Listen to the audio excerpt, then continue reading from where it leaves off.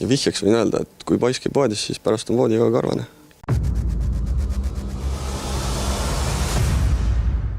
Hollywood Olli, oli see su Instagrami nimi vist. Räägi, millise tunnetega sa täna hommikul ärkasid? Kas sa oled kerge ärka ja oli sul lihtne kohe linnulennul hüppasid üles või pidid siin pool tundi äratama? Mina ärkan väga raskelt. Mul on kombeks esimesed pool tundi lihtsalt istuda telefonis, sest et ma ei funktsioneeri lihtsalt. Ja siis pool tundi on ära, siis tõusen püsti, siis vaikselt hakkab juba midagi toimuma, käin veetsuus, teen hommikusööki, võib-olla jalutan ja siis alles läheb päev käima. Aga mis siis saaks, kui sina oleksid olnud esimene, kes peab lavale astuma, mis kell sa pead ärkama siis, et sa jõuaksid olla jonksus kohe varakult? Ei taha mõelda sellele ka. Okei, räägi mulle sellist asja ka, et sinu isa on olnud Eurovisiooni delegatsioonis ja olnud lava peal ja nõnda edasi. Kui palju on Eurovisioon üldse sinu kasvamise loos rolli mänginud või olid sa teismelisena selline, et mina küll sellist asja ei taha? No Eurovisioon ise nii suurt rolli ei ole nagu minu upbringingul nagu mänginud kaasa, aga muusika iseenesest, et kuna mu isa oli muusik, siis ma kogu aeg puutusin sellega kokku, käisin soundcheckides, kodus sai head muusikat söögi alla, söögi peale. Et ma olen selles mõttes olnud uppunud selles muusikameres juba terve elu selles mõttes. Aga on su vanemad muretsenud sinu pärast ka, et no tohho tonti nüüd lähebki sinna muusikuks ära ja mis nüüd saab ja ega me teda ka jõua igavesti toetada ju. On sellised vestlusi üldse olnud või on nad alati sinu selja taga seisnud? Nad on alati seisnud mu selja taga selles mõttes, et kui ma olen otsuse teinud, siis nad toetavad seda. Aga nad on mu tähelepanu suunanud küll sellele, et see on väga kõrge riski ja kõrge tagasitulekuga investeering. Et on väga suur võimalus, et sinust nagu ei saa mitte kedagi. Et neid inimesi, kes nagu edukaks saavad, neid on tegelikult tohutult vähe. Ja siis, et sa sinna hulka kuuluksid, siis sul peab olema uskumatult palju edu, et see ei ole lihtsalt see, et sa teed oma asja hästi. Et nad on suunanud küll mu tähelepanu sellele, aga mind ei huvitanud see. Aga finaalis on laval ka sinu isa, küll teise kollektiiviga. Kas te olete lava taga kohtunud, kas üldse tähendab sulle midagi, et su isa ka seal juhuslikult mängib üritusel, mis on ju teoreetiliselt sinu jaoks püsti pandud, et sa saaksid esineda? See on jumala äge, et ta mängib, sest me saame siin backstage'is ja green room'is saame chillida, saame juttu rääkida, et üliäge minu arust, et las teevad oma asja ja ma teen oma asja. Aga ma vaatan, sul on hästi palju põnevaid asju küljes.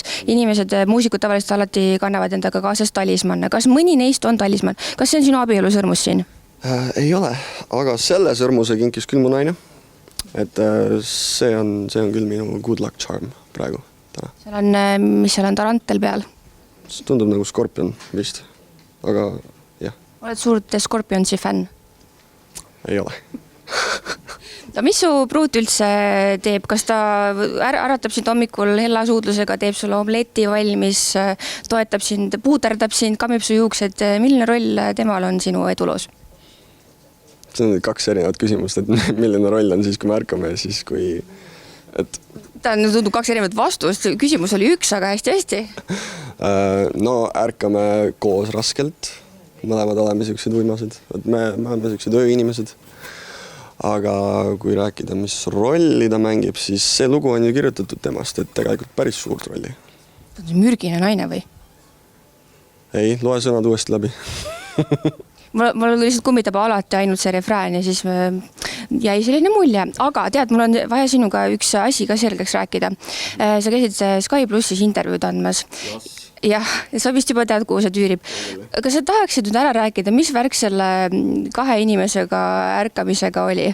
No see on nüüd teie enda tõlgendus. See ei ole meie, aga jah. Ei, see on teie kõige tõlgendus. Ma mitte kordagi ei öelnud 2 inimesega. Mitte kordagi. Ma ütlesin ühe tüdrukuga, ühe naisega, ühe naisiga ja ühe poisiga. Ja vihjaks võin öelda, et kui poiss käib poodis, siis pärast on voodi ka karvane. Karvased poisid siis. No nüüd läheb asi veel hullemaks, ma ütlen, et siin tuleb juba järgmine pealkiri. Järgmine kiht.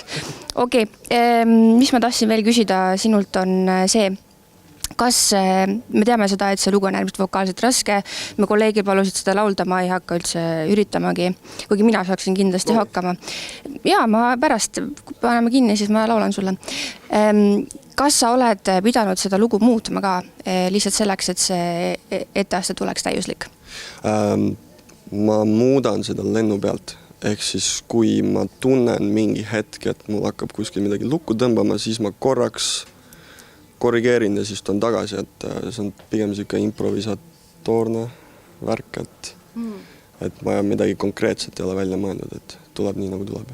Etteaste käigus siis improviseerid või? Jah, see on väga oluline oskus, kui sa oled artist. Vau, no igatahes jääme põnevusega ootame, äkki tuleb sinna väike Las Ketchup või La Macarena äkki vahele improviseeritult. Mine sa tea, on ju. Õhtu on veel noor. Aitäh sulle, palju edu. Ja aitäh sulle.